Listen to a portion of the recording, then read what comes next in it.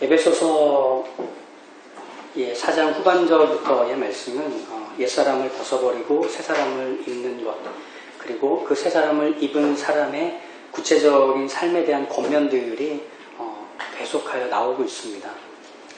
오늘은 4장 마지막 부분과 5장과 이어지는 내용들로 함께 보겠습니다.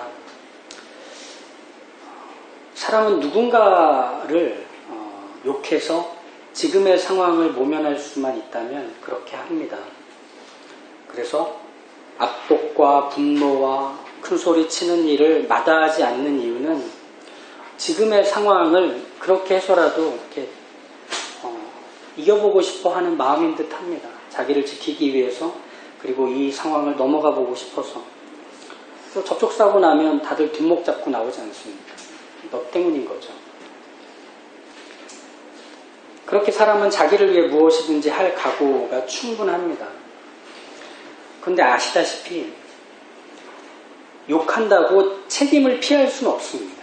누군가를 비난하고 그 사람에게 큰 소리를 친다고 해서 상황을 모면하거나 덮을 수는 있어도 그 상황을 바꿔내지는 못합니다. 세상 사는 일이라는 게 그렇지 않습니까? 손가락질하고 비난하고 소리 지른다고 해서 부담이 덜어지지도 않고 후련해지지도 않습니다. 마음에 막 소망이 들어차는 것도 아닙니다. 다들 해보셔서 아시지 않습니까? 성질 부리고 큰소리 치면서 물건 확 집어 던지면 어떡합니까? 내가 치워야 되고 내가 다시 사다 놔야 됩니다. 문제가 해결되는 건 하나도 없는데 사람들은 그렇게 반복합니다.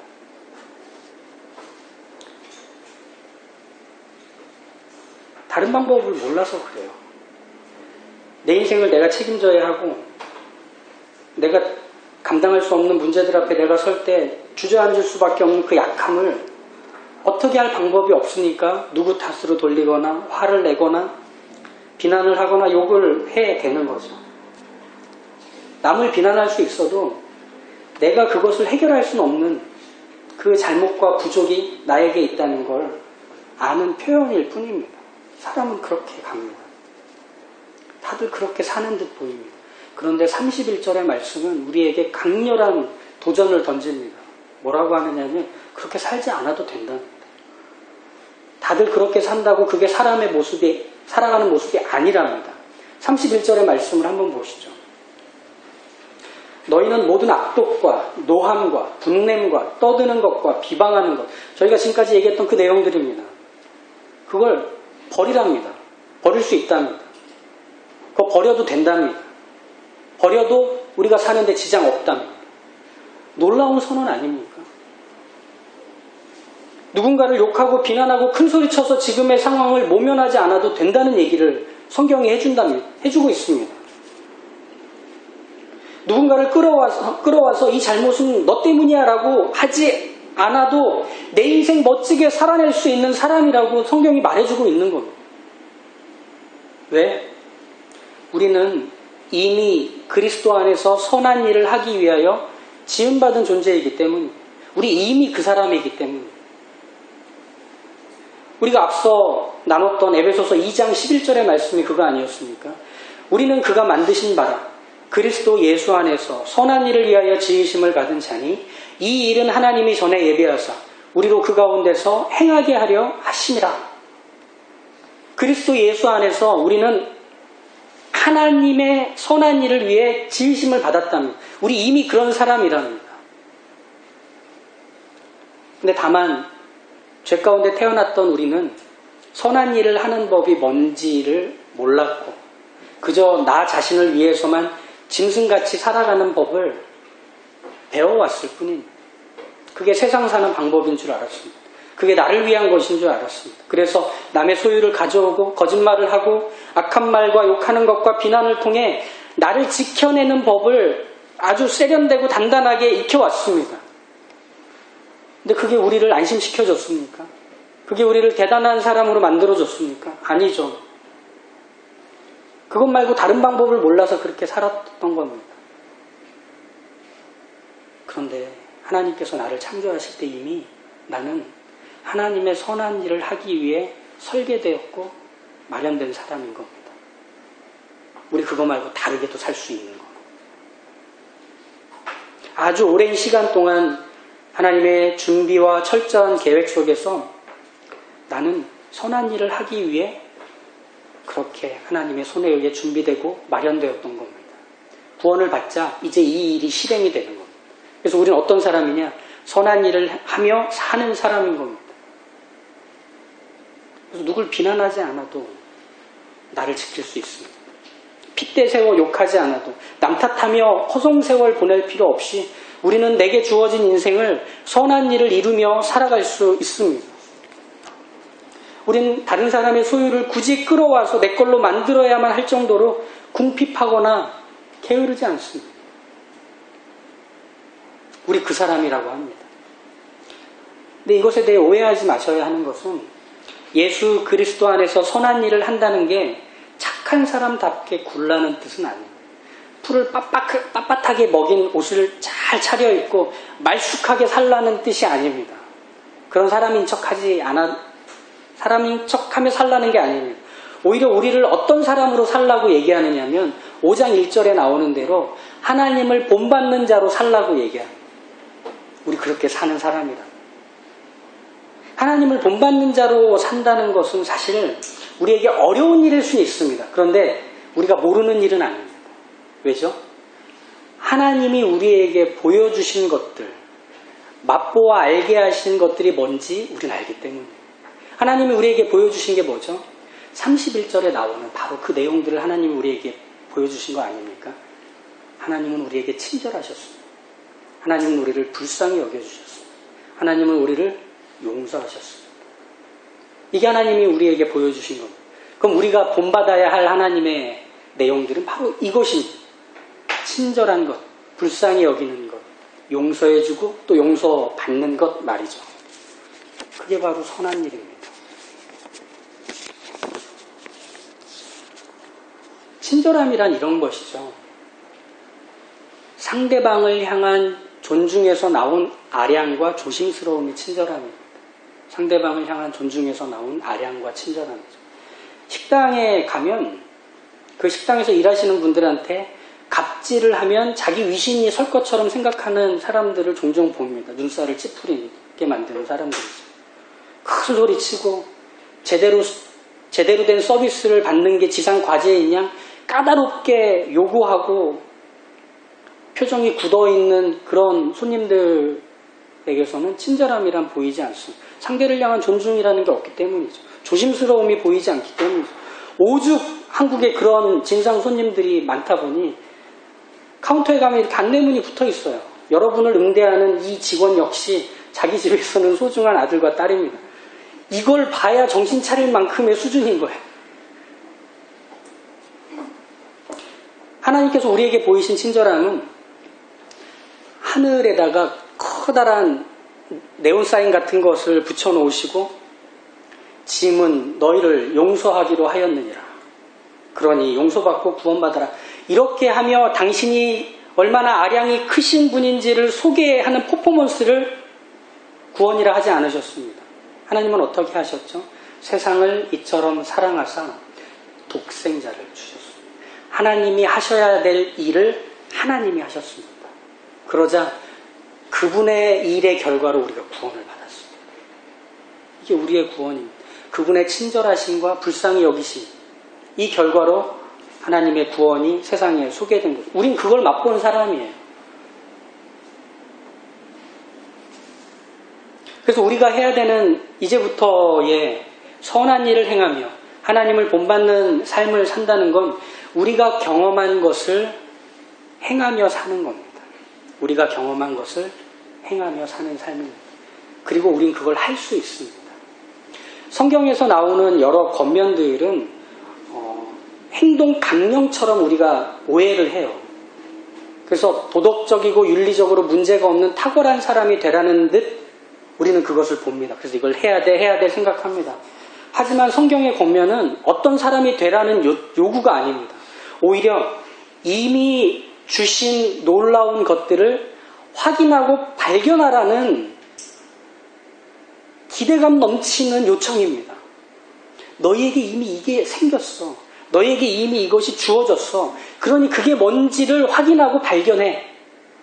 이런 겁니다. 친절함, 우리에게 있는 겁니다. 불쌍히 여겨주는 것, 우리에게 있는 겁니다. 누군가를 용서하고 누군가에게서 용서를 받는 것, 우리에게 이미 있는 것들입니다. 그걸 개발해서 하는 게 아니라 있는 것을 해내는 겁니다. 그렇기 때문에 아무것도 하지 않으면 내가 가진 게 뭔지 나뿐 아니라 모두가 알 수 없습니다. 달란트 비유에서의 핵심은 주인이 다시 돌아와서 회개하는 겁니다. 정산하는 겁니다. 언제 올지 모릅니다. 근데 각자에게 주신 게 있습니다. 그래서 그 종들은 그걸 가지고 시장으로 갔습니다. 그러나 한 종은 땅에 묻습니다. 이 달란트 비유는 종말이 멀지 않았다는 겁니다. 하나님이 다시 오신다. 그럼 그때 너희에게 주었던 것들을 너희가 다시 꺼내놓아야 한다는 겁니다. 하나님이 우리에게 주신 거예요. 선한 일을 하고 하나님을 본받는 자가 되는 것. 새 사람을 입은 자처럼 산다는 것. 그걸 우리에게 주신 겁니다. 그러면 우리는 그것을 하며 사는 겁니다. 그래서 주님 오셨을 때 그걸 한 사람으로서의 가진 흔적과 자취를 하나님 앞에 보이는 겁니다. 신앙 인격은 그렇게 자라라고 하나님이 우리에게 주신 거죠. 그래서 우리 연습하셔야 돼요. 새 사람을 입은 자처럼 하나님을 본받는 자처럼 말하고 표정을 짓고 글을 쓰고 노래하고 일하고 예배하고 반응해 주는 겁니다. 연습하셔야 돼요. 그렇기 때문에 하나님을 본받는 자가 된다는 건 두 가지가 마치 축에 걸려있는 바퀴처럼 같이 움직여야 됩니다.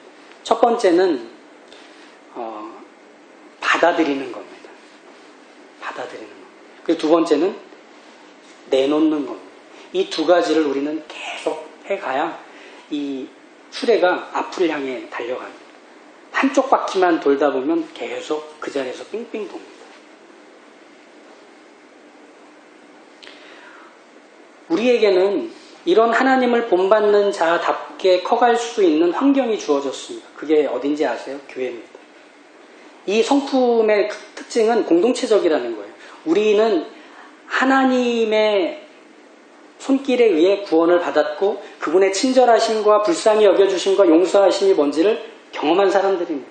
그러면 그걸 가지고 우리는 다른 사람들이 하고 있는 일들을 격려하며 내가 하고 있는 일들을 계속할 수 있습니다. 우리끼리는 그게 돼요. 잘하는데 야 제법 은혜 받은 표정이야. 그러면서 서로 기대해주고 격려해주면서 함께 커갈 수 있는 겁니다. 이게 바로 교회입니다. 그게 뭘 하는지를 알아주는 사이가 바로 주 안에 있는 교회의 모습입니다. 그럴 때 점차 연습하고 훈련한 것들이 밖으로 퍼져나가게 되는 겁니다. 우리끼리는 서로 기다려줄 수 있거든요. 우리끼리는 서로 호의를 베풀고 바라봐줄 수 있거든요. 교회는 그렇게 서가는 겁니다. 그러니 가장 먼저 이것부터 시작을 해보시겠습니까? 받아들이는 것부터 시작을 해보시죠. 우린 하나님께서 우리에게 주시는 것들을 먼저 받은 사람들입니다. 그럼 그걸 받는 것을 먼저 해보십시오. 우리 공동체 안에서 누군가가 저 사람답지 않은 친절을 보이려고 할 때 기쁘게 받아주십시오. 그리고 그가 뭘 하고 있는지에 대해 이해해 주십시오. 노력하고 있구나, 애쓰고 있구나, 잘하고 있구나. 그런 것들을 기다려주면 그 사람을 이렇게 받아주는 겁니다. 집사님 너무 오늘 이뻐요. 얼굴 너무 뽀예요. 매주 생각하지만 집사님은 정말 옷을 잘 입으시는 것 같아요. 이렇게 하고 있으면 아이고 애쓴다. 이게 아니라 너무 하나님의 성품을 닮으려고 노력하고 있구나. 그러면 내가 그거에 반응해줘야지. 내가 피자 한번 싸야지. 이런 거 아닙니까? 그렇게 우리는 서로 받아주는 겁니다. 그러면서 커가는 겁니다. 누가 피자를 살지 모르겠지만 하겠죠. 네. 그렇게 받아들여지는 자리에서 이제는 우리 내놓기 시작해야 합니다. 서로를 친절하게 대하는 것, 그리고 불쌍히 여겨주는 것, 그건 모두 상대가 있기 때문에 가능한 일입니다. 우린 그 상대를 두고 내가 할 수 있는 것들을 계속 내놓아 보는 겁니다. 부끄러워하지 마십시오. 우리가 경험했던 교회들은 이런 교회였던 것 같습니다. 제가 제 자신을 놓고 말하는데 교회 가면 항상 괜찮은 그리스도인인 양, 하나님이 기뻐하시는 어떤 사람인 양 여김을 받고 싶었습니다. 그러니까 다들 까치발을 서고 있는 거예요. 힘든 소리 안 하고 징징거리지 않고 그냥 같이 다 대단한 사람 그냥 둥둥 떠다닙니다. 삶과 삶을 들여다보지 않고 피상적인 얘기들로 내가 얼마나 많은 하나님에 대한 얘기를 할 수 있는지를 경쟁하듯 교회 생활했습니다. 그러니까 교회에 오는 것은 긴장의 연속이었죠. 누가 나를 받아주는 시간이 아니라 내가 누군가를 기다려주는 시간이 아니라 누가 오늘 1등 먹었나 하는 것뿐이었죠. 그러니 더 헌신하고 더 섬기고 더 거룩한 표정을 짓는 것으로만 우리의 교회 생활은 가득 채워졌던 것 같습니다. 아니요. 하나님을 본받는 자 다음에 받아들여주는 것과 내놓는 것을 계속 반복하는 자리는 얼마나 자유롭습니까? 얼마나 편안합니까? 그리고 얼마나 소망이 됩니까? 거기선 내가 커가고 있기 때문에. 거기선 누군가 또 커가고 있기 때문에. 그렇게 우리가 받아들이고 또 내놓는 일들을 반복하는 이 일을 통해 우리는 놀라운 것을 성취할 수 있습니다. 그게 무엇이냐?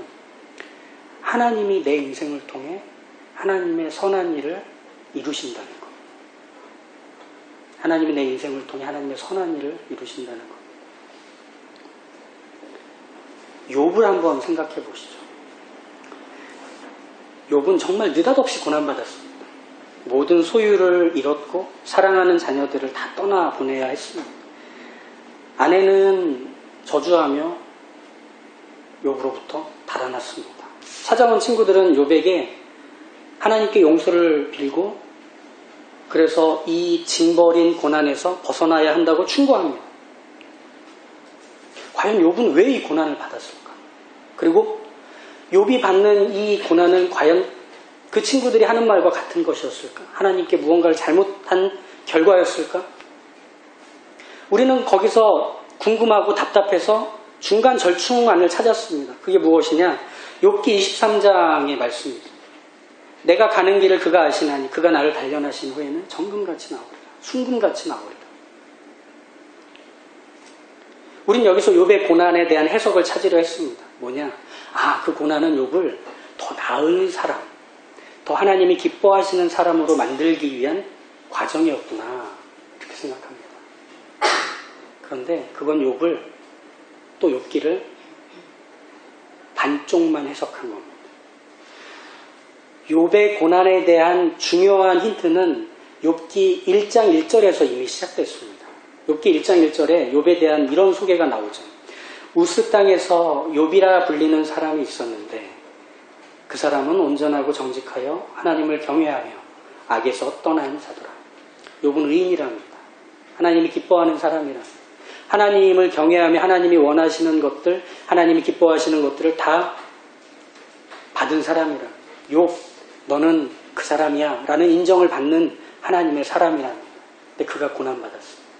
욥의 고난의 핵심은 의인이 고난을 받았다였습니다. 그럼 이것은 우리에게 어떤 해석을 주느냐면 고난은 사람을 어떤 사람으로 만드는 게 아니라 그 사람이 고난을 받는 것일 뿐입니다. 우리도 마찬가지의 자리에 부름받아요. 우린 하나님의 자녀로 고난을 받기도 하고 하나님의 자녀로 평안함과 위로와 소망을 받기도 하고 복을 받기도 합니다. 그게 무엇이든지 간에 우리의 존재는 바뀌지 않아요. 우리의 지위는 바뀌지 않아요. 그럼 그게 뭘 만들어낼까요? 하나님의 선한 뜻을 만들어내요. 하나님의 일을 이루어요. 그래서 욥은 어떤 사람으로 하나님 앞에서 그 고난을 받고 있었느냐면 대장간에 가면 대장장이가 쇠를 뜨겁게 달궈서 망치로 두드립니다. 그래서 그 쇠 안에 심이라고 단단하게 만드는 일을 계속합니다. 그리고 불순물을 계속 빼내는 거죠. 그걸 어디에 올려놓고 하죠? 모루에 올려놓습니다. 단단한 철 모루에다 올려놓습니다. 그래서 그 모루에다 올려놓고 칩니다. 우린 누구냐면 그 모루예요. 우린 이미 그 사람이에요. 하나님의 동역자로 부름받아서 하나님의 선한 일, 하나님의 뜻을 이루기 위해 하나님과 동역하고 있는 모루예요. 우리 위에 올려져 있는 것들이 무엇이든지 간에 그것을 통해서 하나님은 하나님의 작품을 만들어내고 하나님의 뜻을 이룰 겁니다. 우리는 그것을 위해 부름받은 사람들입니다. 그래서 2절의 뒷부분을 보십시오. 2절부터 한번 보십시오. 본받는 자가 되고 라고 이어지는 것은 그리스도께서 너희를 사랑하신 것 같이 너희도 사랑 가운데서 행하라. 그는 우리를 위하여 자신을 버리사 향기로운 제물과 희생제물로 하나님께 드리셨느니라. 뭐죠? 하나님의 아들이 죽으신 거죠. 하나님의 아들이 제물이 되신 거죠. 그래서 무엇이 만들어졌습니까? 죄인이 의인된 겁니다. 하나님의 뜻이 이루어진 겁니다.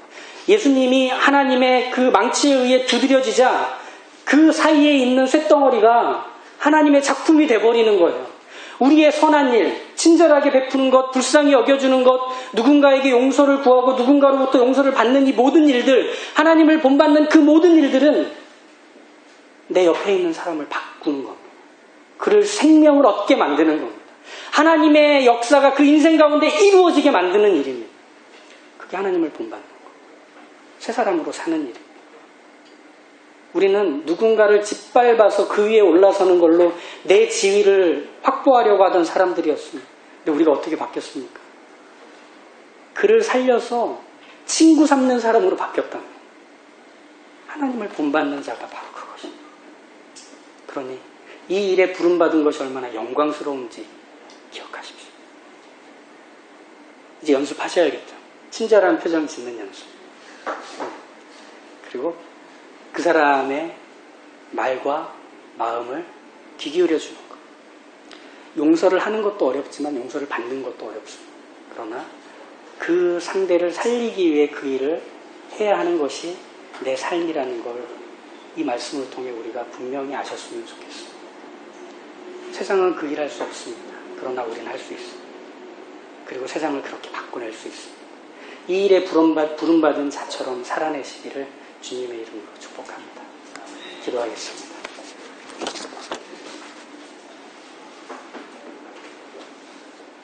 하나님, 우리는 의와 진리로 거룩하게 지음을 받은 그 새 사람을 입은 자들입니다. 이미 그렇게 바뀌었고, 이미 그렇게 새로워졌고, 이미 그렇게 살기로 부름받았습니다.